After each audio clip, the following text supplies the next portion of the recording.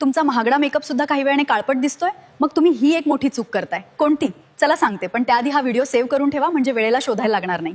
Makeup काही वेळाने dull किंवा ग्रे दिसण्यामागे काही शास्त्रीय आणि तांत्रिक कारणं असतात. ती खालीलप्रमाणे आहेत.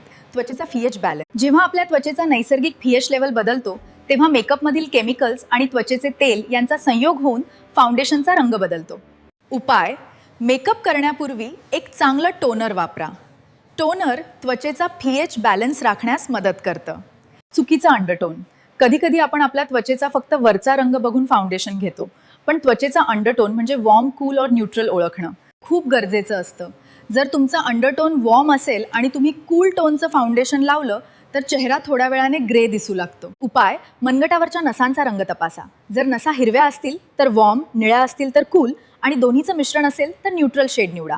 त्वचेची स्वच्छता म्हणजे स्किन प्रिपरेशन. जर त्वचेवर मृत पेशी किंवा घाण असेल तर मेकअप त्वचेत नीट मुरत नाही आणि तो वरच्यावर तरंगतो, ज्यामुळे चेहरा काळा पडतो.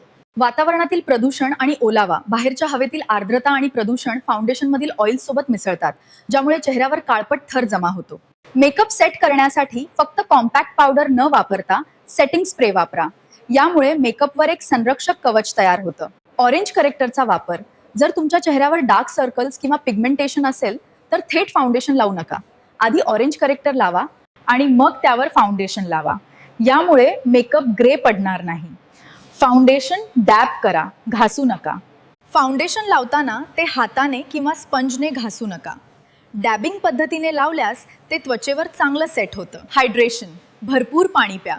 तुमची त्वचा आतून जितकी हायड्रेटेड असेल तितका मेकअप जास्त वेळ फ्रेश दिसेल. अशाच माहितीपूर्ण व्हिडिओसाठी आम्हाला फॉलो करायला विसरू नका. माहिती आवडली असल्यास एक लाईक नक्की द्या.